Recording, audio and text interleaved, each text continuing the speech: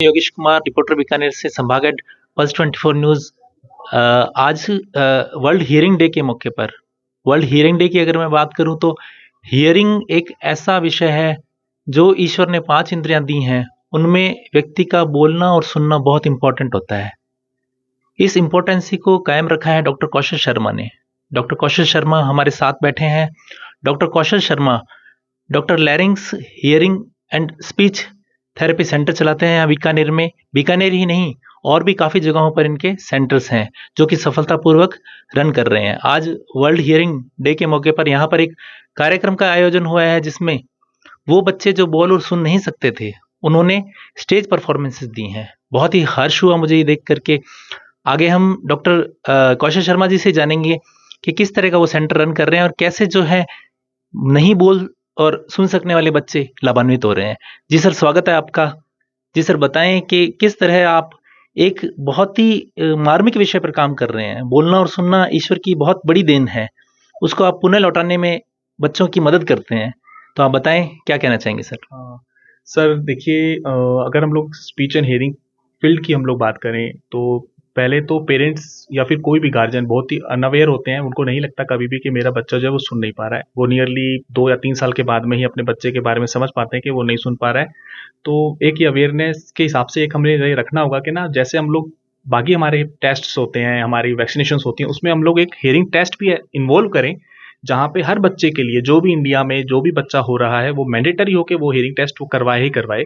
तो ये चीज़ हमें इन्वॉल्व रखनी चाहिए। और रही बात कि मैं स्पीच और हियरिंग में 2016 से काम कर रहा हूँ, और हम लोग ऐसे बच्चों को जो सुन नहीं पा रहे हैं, वो मेरे पास में नियरली 3 ईयर्स के बच्चे जो हैं वो आते हैं। कोक्लियर इम्प्लांट सर्जरी के बाद में अगर वो आते हैं तो हम लोग उनको थेरेपी देते हैं जो कि 3 साल चलती है। हमारे पास में और भी बच्चे आते हैं जो स्पीच थेरेपी लेते हैं, जैसे कि ऑटिस्टिक बच्चे। आजकल सबसे ज़्यादा जो बच्चे जो हम देख रहे हैं, जो पेशेंट का जो फुटफॉल है, वो ऑटिस्टिक बच्चे, एएसडी सिंड्रोम जिसे हम लोग बोलते हैं, वो लोग आते हैं। इसमें बच्चे वर्चुअली, मतलब जो मोबाइल की वजह से बच्चे जो है वो डिले होती जा रही है उनकी स्पीच और लैंग्वेज डेवलपमेंट, और वो हमारे पास में जो है काफ़ी आते हैं। तो मेरे सभी गार्जियंस के लिए जो एक सजेशन है कि प्लीज़ बच्चों को मोबाइल से जितना हो सके उतना दूर रखें, और उनके साथ में फिजिकल एक्टिविटीज़ जितनी हो सके उतनी इन्वॉल्व करें। सर, अपने यहाँ अगर सेंटर्स की मैं बात करूँ, जैसे बच्चों को जो ट्रेनिंग दी जाती है, वो किस तरह की ट्रेनिंग दी जाती है? किस तरह से उनको बोलना और सुनने में मदद की जाती है?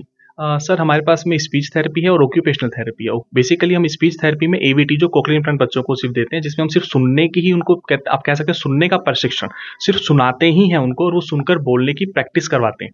और एक स्पीच थेरेपी जहाँ पे हमारे पास में बाकी के बच्चे आते हैं, जैसे चाहे वो डाउन सिंड्रोम है, ऑटिज्म है, या फिर कोई भी एडल्ट पेशेंट्स हैं जो आफ्टर स्ट्रोक जिनकी स्पीच चलेगी, हम लोग उनको देते हैं। ऑक्यूपेशनल थेरेपी में हम उनके बेसिकली बिहेवियर के ऊपर में काम करते हैं कि बच्चे की सिटिंग अच्छी हो, आई कॉन्टैक्ट अच्छा हो, अटेंशन स्पैन अच्छी थे, जिसका बेनिफिट हमें डायरेक्टली उसके बच्चे की स्पीच थेरेपी और डेवलपमेंट में हमें, या स्पीच डेवलपमेंट में हमें मिलता है देखने के लिए। जी सर। सर, अगर अवेयरनेस की जैसे मैं बात करूँ तो ये विषय ऐसा है कि माता-पिता को बहुत लेट जाकर के पता चलता है। तो अवेयरनेस प्रोग्राम किस तरह के अपनी तरफ से किए जा रहे हैं?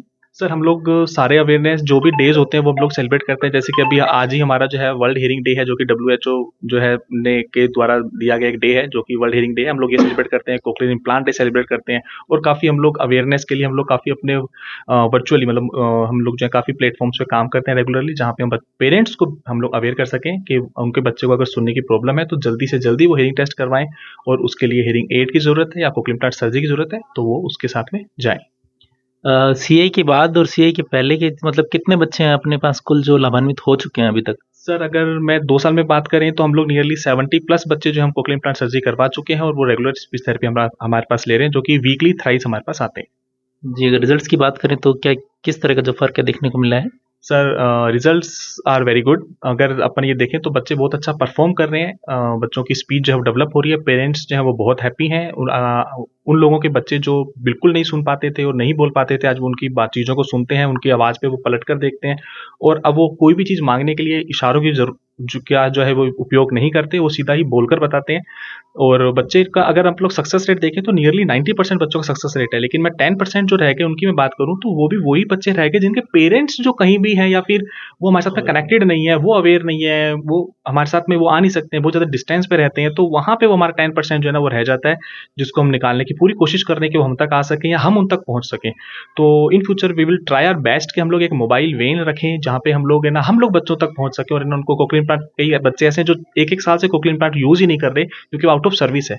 तो हमारे पास में कोई ऐसा हमारे पास ट्रांसपोर्टेशन हो कि हम बच्चे के तक रीच कर सकें और उनको हम लोग वो मशीन जो है वो रिपेयर करके दें, सर्विस करके दें और उसकी जो भी रिक्वायर्ड एसेसरीज़ है वो हम उसको प्रोवाइड करवाएँ जिससे कि वो वापस से सुनने लगे और बोलने लगे। जी। बीकानेर के अलावा अगर मैं बात करूँ तो और कौन-कौन सी जगहों पर अपने जो है सेंटर रन हो रहे हैं? सर बीकानेर के अलावा हमारे गुड़गाँव में हैं, हमारे गुड़गाँव में 2 क्लिनिक हैं और पलवल में है, सोहना में है जो कि बेसिकली गुड़गाँव की ही पेरिफेरी जगह है और गुजरात में है जो हमारे क्लिनिक्स जो हैं वो चल रहे हैं doctor लैरिंग्स speech and hearing clinic के नाम से। जी सर। वैसे तो सारे फैक्टर्स आपने कवर कर लिए बट फिर भी वर्ल्ड हियरिंग डे के मौके पर पेरेंट्स को और बच्चों को आप क्या कहना चाहेंगे? मैं पेरेंट्स को कहना चाहूँगा कि वो अगर बच्चा उनकी आवाज़ को सुनकर रिस्पॉन्स नहीं कर रहा है या फिर चाहे वो सुन भी रहा है, अगर उनको लगता है कि मेरा बच्चा 100% सुनता है, तो भी वो अपने नज़दीकी जो भी ऑडियोलॉजिस्ट जो क्लिनिक है, वो वहाँ पे जाएँ, जहाँ पे हियरिंग टेस्ट होते हैं या फिर हॉस्पिटल जहाँ पे हियरिंग टेस्ट होते हैं, वहाँ जाएँ और ओएई नाम का एक जो हियरिंग टेस्ट होता है, वो ज़रूर परफ़ॉर्म करवाएँ। अगर उसमें बच्चे को प्रॉब्लम अगर डिटेक्ट होती है, तो वो ज़रूर बैरा करवाएँ या फिर प्योटन ऑडियोमेट्री ज़रूर करवाएँ। ये मेरा बच्चों सभी पेरेंट्स के लिए एक सजेशन है कि वो इस तरीके की चीज़ें ज़रूर करें और कुछ बच्चे ऐसे हैं कि सर मेरा बच्चा सुनता तो है, फिर भी पता नहीं क्यों नहीं बोल रहा है। अगर ऐसी कोई प्रॉब्लम डिटेक्ट हो रही है, तो प्लीज़ अपने नज़दीकी स्पीच थेरेपी सेंटर पे जाएँ और बच्चे की टेस्टिंग्स ज़रूर करवाएँ कि मेरा बच्चा क्यों नहीं बोल रहा है। आप करें, जो भी आपके रिलीजियस जो आउटकम्स हैं, उसके अंदर में आपको लगता है कि आप वो सारी चीज़ें परफ़ॉर्म करें, लेकिन आप एक साइंस के साथ में भी चलें और अपने बच्चे को नज़दीकी स्पीच सेंटर पे ज़रूर लेके जाएँ। जी सर। तो ये थे doctor Kaushal Sharma doctor लैरिंग्स speech and hearing therapy centre से। मैं योगेश कुमार, पल्स 24 न्यूज़, संभाग एट बीकानेर।